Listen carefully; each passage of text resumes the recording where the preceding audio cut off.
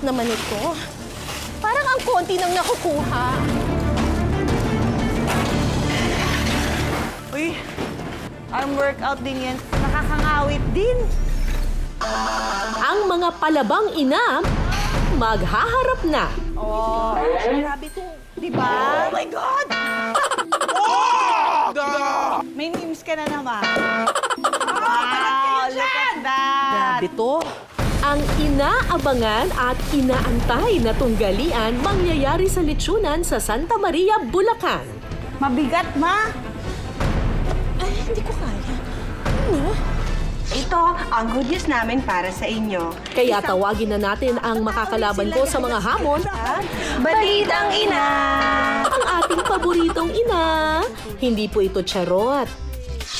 Welcome sa Kusina Battle, Charis Solomon. Sino ang mag-uuwi ng malutong na lechon?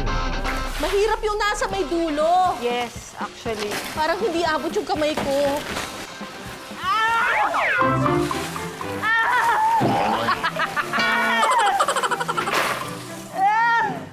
Sino kaaway mo dyan?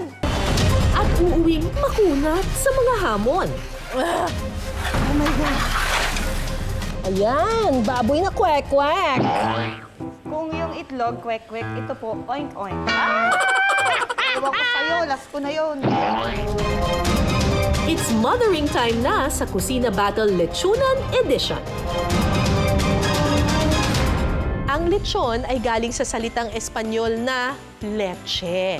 Leche as in milk, gatas. Kasi dati-rati raw, ang nilelechon lamang ay yung mga baboy na baby pa, yung sumususo pa sa kanilang ina. Andito ako ngayon sa Santa Maria, Bulacan, kung saan maraming mga lechunan, maraming leche. And speaking of leche at mga ina, ang kasama ko dito, ang ina nyo. Alam mo, bagay din sa'yo, maging balitang ina. Ina, Kara.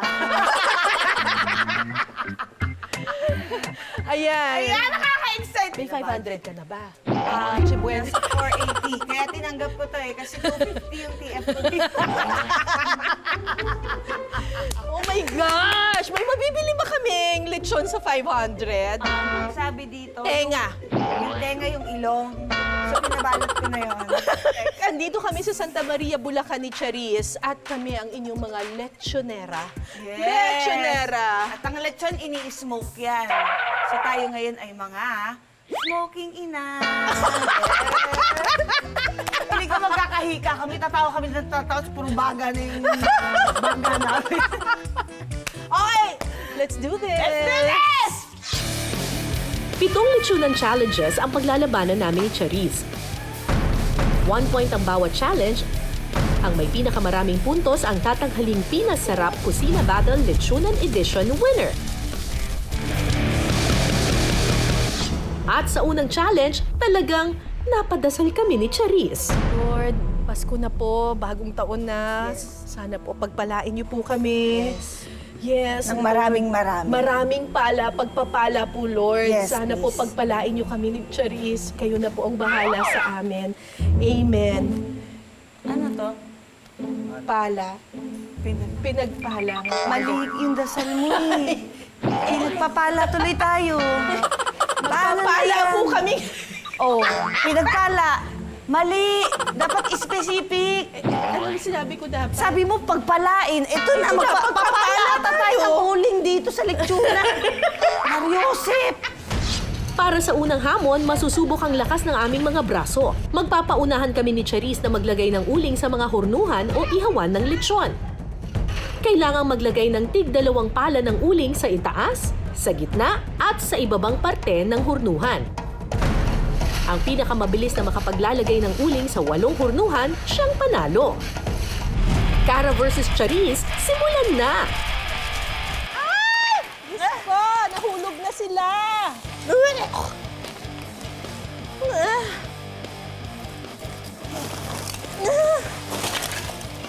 Mahirap siya.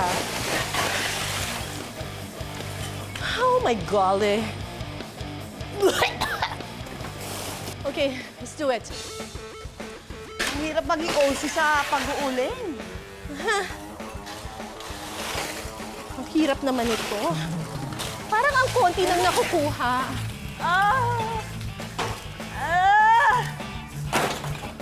It's a Ano ba yun?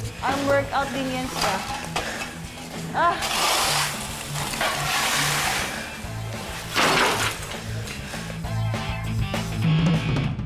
Nakakangawit din. Ang bilis eh. Hindi ko ginagawa lahat. Di ba tigdadalawa pala? Parang hindi papasa sa quality control kung ginagawa ko. Ang strategy ko ay papalain ko muna lahat. Tapos, mamaya ko na lang sila aayusin.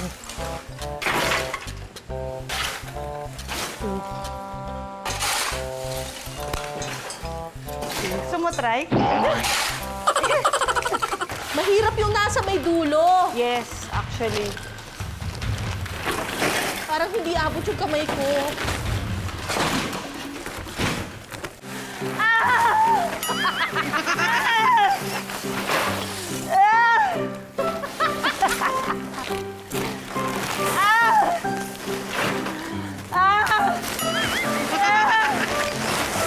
Sino kaaway mo dyan? Laban lang, Charis! Mamaya, makakatikim din tayo ng malutong na lechon.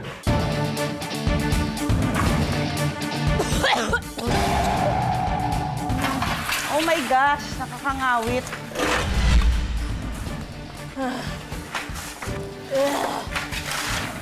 Utok na yung braso ko. Kaya ba ng kabilang side? Para pantay. Uy, pwede pala. Okay, ayusin ko muna sila. Parang patapos ka na riyan, Charis, ha? I'm 8! Oh, 8 ka na? Teka, Charis, itanong natin sa expert kung pasok na ba sa banga, sa hurnuhan ang paglalagay mo ng uling.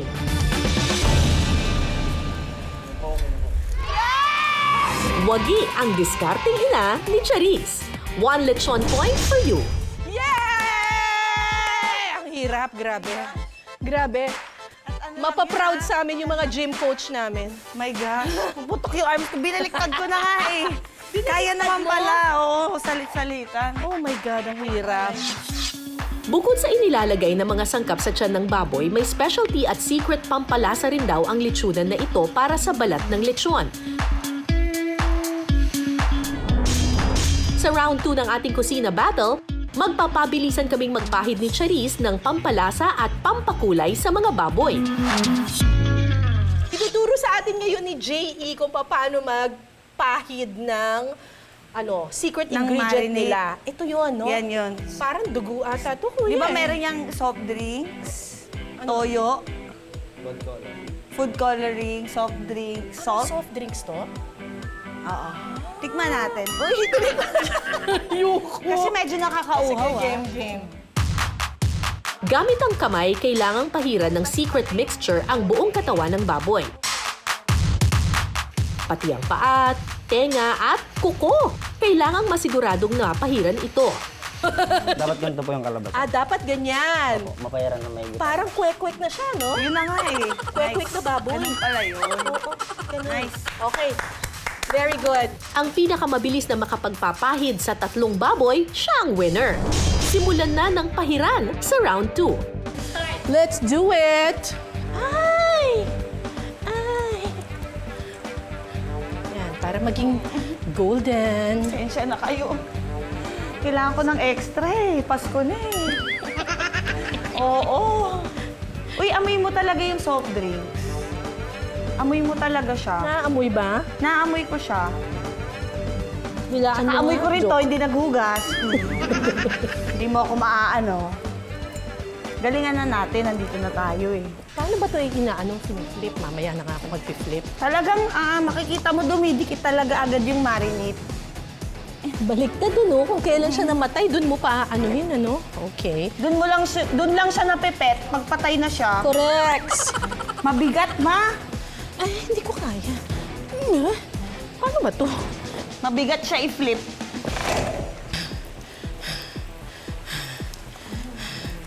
Pahid all the way na para bang mga painter.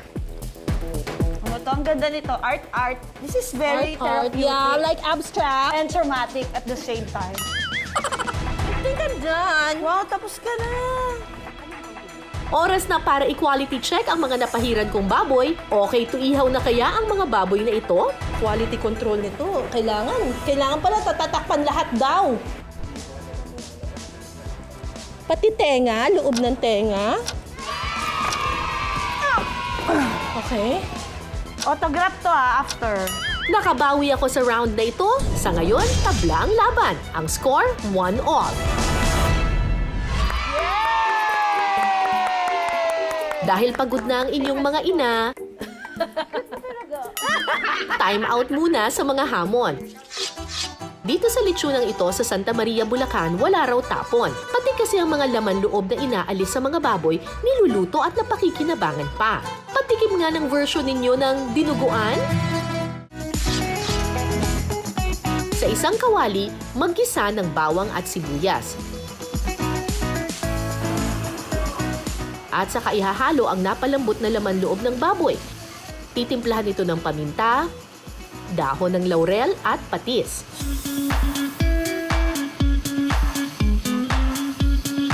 Ihahalo ang dugo ng baboy, hahaluin ito at pakukuluin sa loob ng 5 minuto hanggang sa maluto ang dugo. Lalagyan po ng suka. Susunod po ay sili. Haluin ito ng bahagya at saka ilagay ang asukal. Kapag kumulo na, ready na ang ating dinuguan.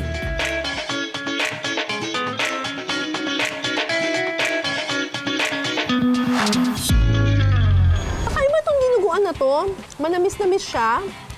Ang napansin ko dito sa pinasarap, maganda yung kanin nyo, Di ba? Parang bilog, yung pagkabilog niya maganda, Huwag ka lang makikipag-date kasi ganyan. Huwag ka lang makikipag-date kapag tapos dinuguan ng ulam. True. Wapoy! Mag-straw ka na lang. Pag dinuguan yung ulam, tapos may kadate ka, strawin mo na lang. Kasi kailangan fresh din yung blood. Yes, para masarap. Para masarap at hindi siya malansa. Ito, hindi ito malansa.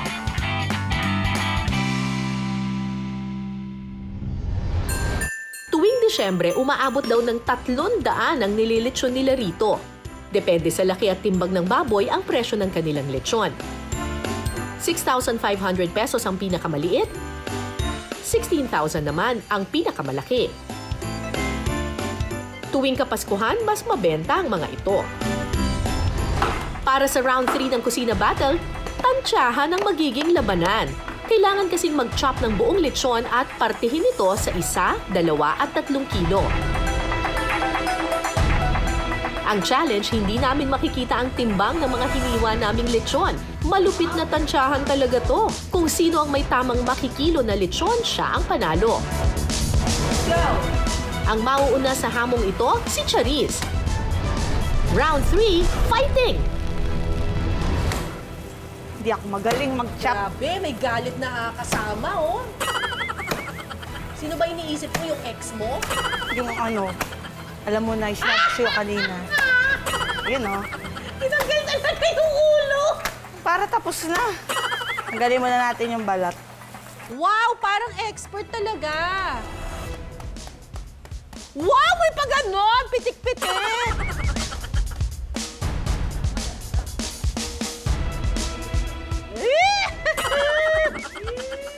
Ganyan pala. Wow, ang lambot ng laman, Hindi ko guys. alam kung malakas ka lang ba talaga or... Hindi, ang malambot siya. Malambot siya. Yan, ayun balat na yung ilalim. Amazing. Nadudurog siya, Grabe. Malambot ba talaga? Malambot. Tingnan ko nga, malambot Oops, ba pipitik. talaga?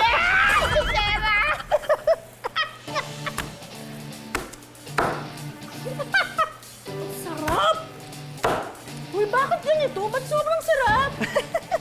Bakit ang lambot? Parang kalahati pa lang yan.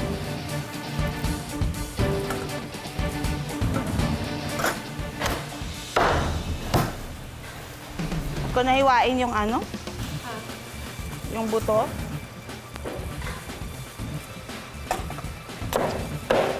Kasi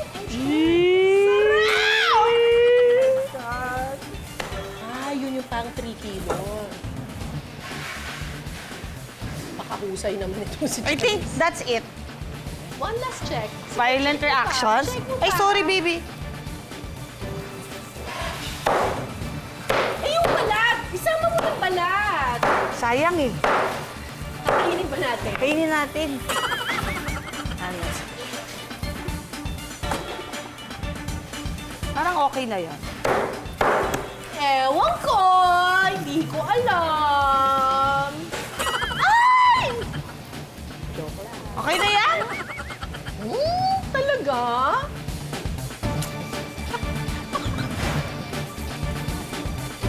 Actually, parang kulang na ewan. Kasi may buto eh. I think that's it. Okay. Tingnan natin kung swak ang timbang ni Charisse mamaya. Sa ngayon, turn ko naman para mag-chop ng lechon. Wow, ulo. Ititimbang Pwede maging ko naman. or iiwanan? Oh. Gosh, grabe to. Diba? Oh my God! Oh! Grabe! May memes ka na naman. Balat kayo Wow, look dyan! at that! Grabe! Don't look.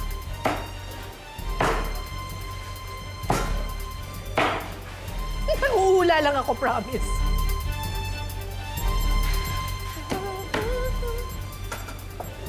Layo pa. Layo pa. Mga kalahati pa siguro. Ha? Kita mo tawa.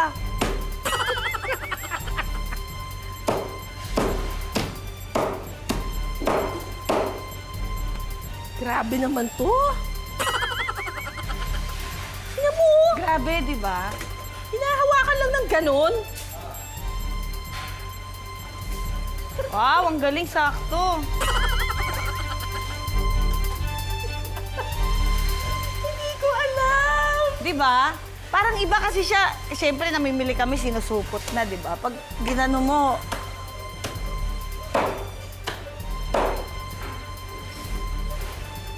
So ito yung 3 kilos. oh my God. I don't know. Yung mga staff po dito nandiyan sa harap, nakaganon po sila. Kasi yung mga tumatalsik.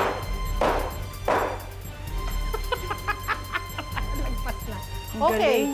Parang Kasi kulang may to. buto eh. Parang kulang. Yun na nga eh. Dapat pala laman lang yung nilagay ko. Hindi, wala eh. Wala tayong malalagay. Akin may buto din eh. Dali na natin to. Tag-iisa tayo. Kanina yung 3 kilos. Pwede na yan. Okay na ako. Oras na para alamin kung sino ang may mas maraming tamang natimbang na lechon. Sa 1 kilo, sakto ang aking timbang. Para sa 2 kilo naman, timbang ko pa rin ang mas malapit. At sa 3 kilos, si Charisse ang mas malapit sa tamang timbang. Para sa round na ito, lamang ang pagtansya ko sa lechon. Ang score, 2-1. Balitang ina! Kung may Balitang Ina segment si Charisse sa Bubble Gang, aba, meron namang Cooking Ina ang pinasarap. Pagkatapos ng Pasko o Bagong Taon, matik. Lechon paksiw ang ulam the next day. Oo. Tapos mga ano yan, 1.5 weeks. Correct! 1.5 week. Diba? Mga 2 weeks ganyan. Yes. Lechon paksiw. Magsasawa po kayo sa lechon paksiw. Kaya sabi ko sa inyo, yung mas maliit, okay na yan. Magluluto kami ngayon ni Charisse ng lechon paksiw. Aha. Let's do it! Sino ang mas masarap magluto ng lechon paksiw? Yan ang malalaman sa round 4. Actually, di ko to masyadong niluluto eh. Bakit? Tapos, pag paksiw ako, normally, ginagamit ko pineapple juice. Kasi hindi ako mahilig sa liver sauce. Paano? Sa pineapple juice na may mustard, masarap. Kakaiba. Masarap. Fusion na siya. Fusion na... So, walang yung liver sauce. Ako wala. Eh, di hindi siya brown, yung paksiw mo. Medyo. Dahil sa mustard tsaka pineapple.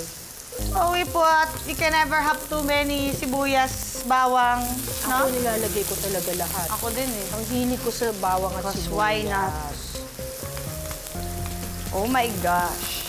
At saka yung mga nagsasabi kung ano ang dapat na inuuna, bawang or sibuyas, unahin po ang sarili. Nakakaiyak naman. Hindi naman ako naghiwa ng sibuyas, pero naiiyak ako. Unahin niyo po ang inyong sarili. Hindi ako pinara. Yung sarili.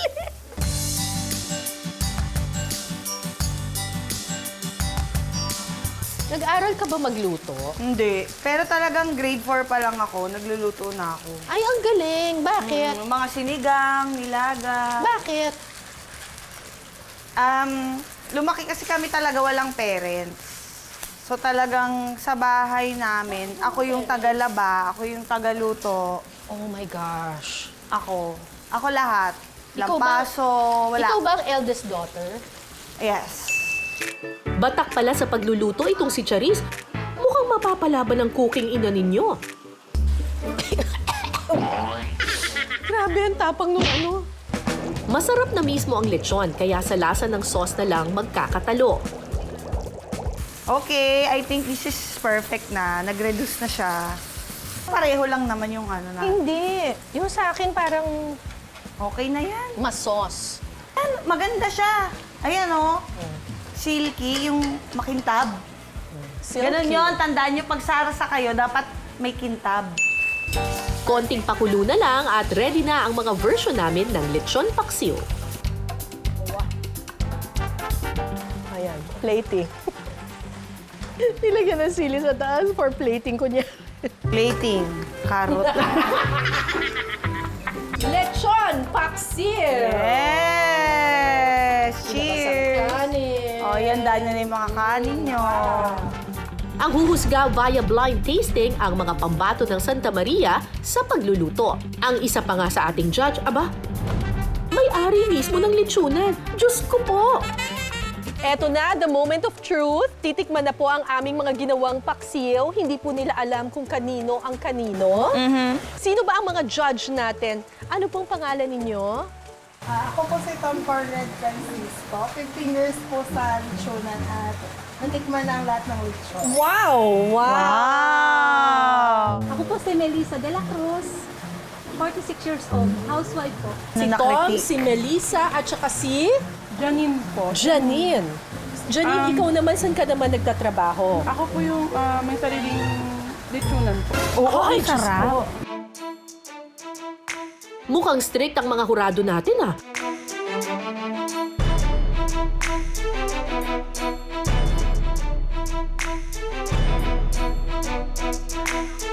Kaninong version kaya ang papasa sa kanilang panlasa? Ang mga version ng lechon paksiw namin ni Charis, hahatulan na. Tikiman time na po ng mga hurado.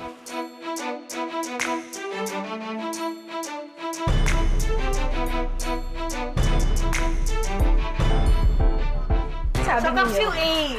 A ba siya A? Or D? Wale. Ano? May parang nalalasan ako na hindi ganun. Medyo mataba. I think. Okay. Para po sa akin, medyo na asiman ako masyado. Ang asiman. Kayo naman po. Okay naman po yung lasa niya. Medyo matabang lang po siya. Matabang. Opo. Pero masarap naman po. Ano naman kaya ang lasa ng isa?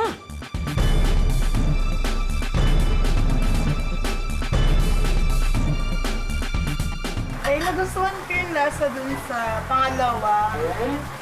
Naglalaban yung tamis, anghang, tsaka asin niya. May labanan. May labanan. May labanan. Sinong nanalo? Yung asin.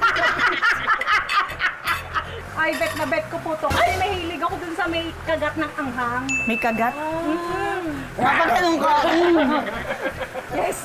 Kayo naman po, madam. Sa akin naman po, ito, mas malasa po siya. At saka, na-compliment ko lahat nung sinahog na mas medyo may anghang, tamis, ganun po. Alin po ang mas nagustuhan ninyong paksiw na lechon? Ayan! Nakabawi si Charis sa round na ito. Matapos ang 4 na challenges, tabla ang laban. Score update muna tayo, 2-all.